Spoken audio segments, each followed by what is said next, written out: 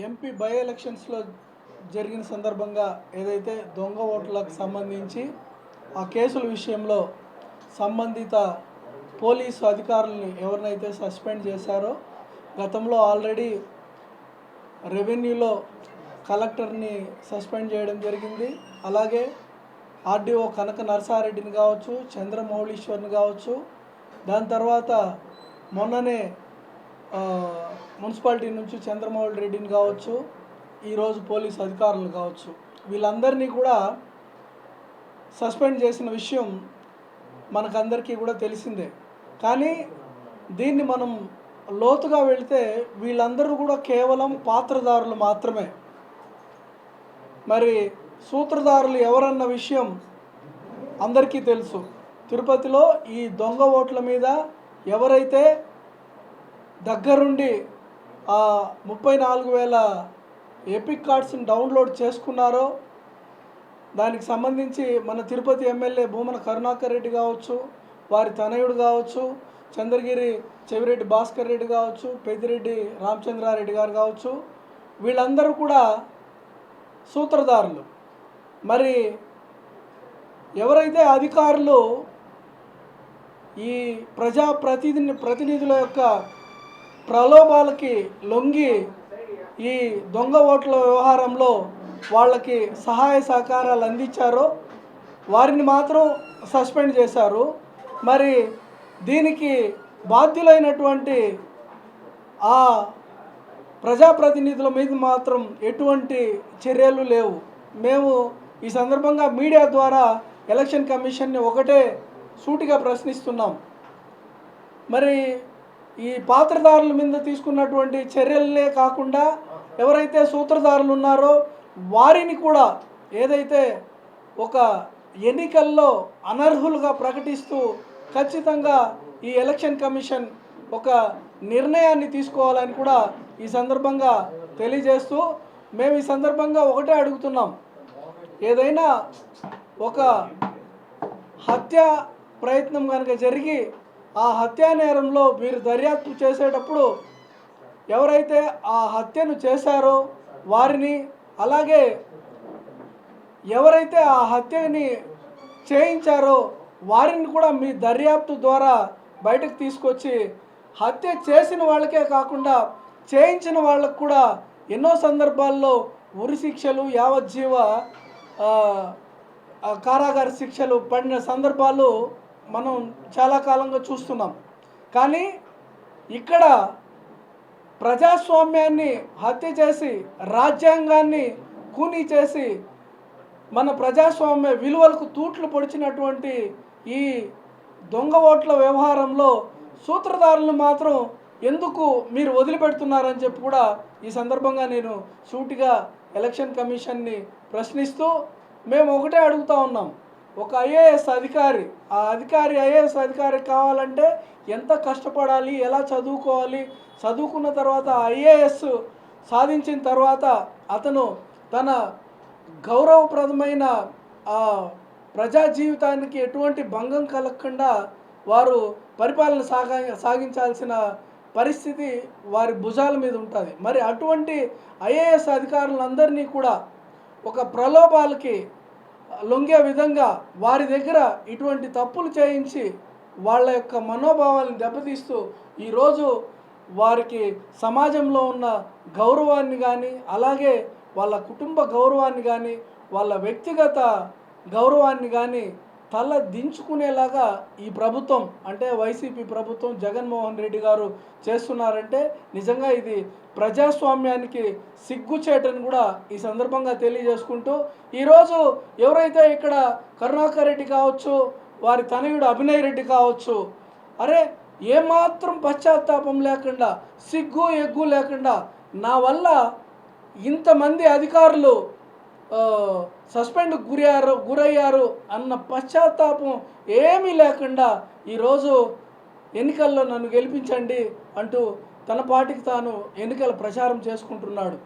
గత 2019 ఎన్నికల్లో ఏదైతే తన తండ్రిని ఇంటింటికి కూడా తిరిగి మా నాన్నను నమ్మండి, మా నాన్నకు ఒక్కసారి అవకాశం ఇవ్వండి అంటూ ఇల్లు తిరిగి మీకు నేను బాధ్యుడిగా ఉంటాను, మా నాన్నతో సంబంధం లేదు అంటూ ఇల్లు తిరిగి ఆ రోజు తిరుపతి ప్రజల్ని ఎలాగైతే మోసపుచ్చి సావు తప్పి కన్ను లొట్టపోయి ఒక ఎన్నికల్లో గెలిచాడో, గెలిచిన తర్వాత అతని దురాగతాలు కావచ్చు, దురాక్రమణలు కావచ్చు, అవినీతి కావచ్చు, వీటన్నిటినీ కూడా తిరుపతి ప్రజలు చూస్తున్నారు.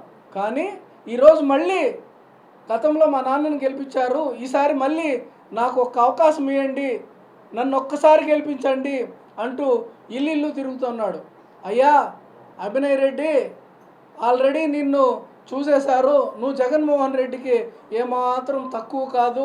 ఆ రోజు రాజశేఖర్ రెడ్డి అధికారంలో ఉన్నప్పుడు జగన్మోహన్ రెడ్డి ఏ విధంగా అయితే తండ్రి పదవిని అడ్డం పెట్టుకొని అన్ని ఆర్థిక నేరాల్లో కూడా ఒక పెద్ద ఆంధ్ర రాష్ట్రంలో 1,00,000 కోట్ల కుంభకోణాన్ని నీ మీద మోపినప్పుడు, అంటే తర్వాత ఆయన మళ్ళీ ఒక్క ఛాన్స్ అని మళ్ళీ వచ్చినప్పుడు, ఈరోజు తండ్రి అధికారంలో ఉంటేనే 1,00,000 కోట్లు, మరి ఈరోజు ఆయనే అధికారంలో ఉన్నాడు, ఎన్ని లక్షల కోట్లు మనం లెక్క చెప్పలేని పరిస్థితి ఆయన అక్రమార్జన. అదేవిధంగా ఏదైతే కరుణాకర్ రెడ్డి కుమారుడు ఉన్నాడో, ఈరోజు తండ్రి పదవిని అడ్డం పెట్టుకొని ఆయన ఎమ్మెల్యే, షాడో ఎమ్మెల్యేనా తెలియదు, లేదు డిప్యూటీ మేయరా తెలియదు, లేదు మేయరా తెలియదు, ఈ 3 పదవులకు అతీతంగా అతను తానే మొత్తం ఈ తిరుపతిని అంతా కూడా నడిపిస్తూ తిరుపతిని ప్రశాంతతను కావచ్చు, తిరుపతి యొక్క పవిత్ర పుణ్యక్షేత్రమైనటువంటి ఈ తిరుపతి ప్రశాంతతను దెబ్బతీస్తూ ఎన్నో దౌర్జన్యాలు, దురాగతాలకు పాల్పడుతూ ఎన్నో వందల కోట్ల రూపాయల అవినీతిలో కూరుకుపోయినటువంటి వ్యక్తి ఈ అభినయ్ రెడ్డి. మళ్ళీ నిన్ను కనుక ఈ తిరుపతి ప్రజలు నమ్మితే తిరుపతి ప్రశాంతత, వెంకటేశ్వర స్వామి పవిత్రత కూడా కనుమరుగవుతాయి. కాబట్టి నేను తిరుపతి ప్రజలను ఒక్కటే కోరుకుంటున్నాను, నమ్మద్దండి, ఈ కరుణాకర్ రెడ్డి కొడుకును నమ్మద్దండి. ఆయన వస్తాడు, నన్ను నమ్మండి అంటాడు, పాద నమస్కారాలు చేస్తాడు, ఈ ఒక్కసారికి పాద నమస్కారాలు చేస్తాడు, కానీ తర్వాత మన నెత్తిన కూర్చొని నాట్యం ఆడతాడని చెప్పి కూడా తిరుపతి ప్రజలందరికీ కూడా నేను ఈ సందర్భంగా తెలియజేస్తూ, నేను మళ్ళీ ఒక్కసారి ఈ తిరుపతిలోని అధికారులందరినీ కూడా కోరుకుంటున్నాను. అయ్యా అధికారులందరూ కూడా, మీరు దాదాపు 40 సంవత్సరాలు సర్వీస్లో ఉండే ఉద్యోగస్తులు, కేవలం 5 సంవత్సరాలు రాజకీయాల పదవుల్లో ఉండే వాళ్ళ యొక్క ప్రలోభాలకు లొంగి మీరు ఈరోజు వాళ్ళ మాటలు తలొక్కి ఇన్ని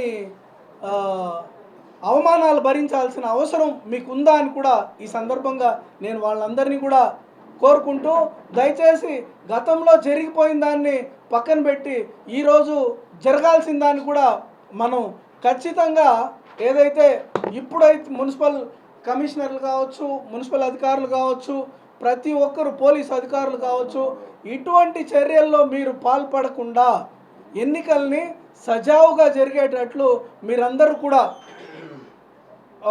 మా ప్రజలకి అలాగే ప్రతిపక్ష పార్టీలకు అందరికీ కూడా సహకరించి ఎన్నికలు సజావుగా జరిగేలాగా కూడా చేయాలని ఈ సందర్భంగా కోరుకుంటూ, నేను మళ్ళీ ఎవరైతే ఈ బిఎల్ఓలు వీళ్ళందరూ ఉన్నారో వాళ్ళందరికీ ఈ మీడియా ముఖంగా కూడా నేను ఈ సందర్భంగా తెలియజేస్తున్నా, అయ్యా ఎవరైతే బిఎల్ఓలు ఉన్నారో ఈరోజు జరుగుతున్న దొంగ ఓట్ల తతంగమంతా కూడా వాళ్ళ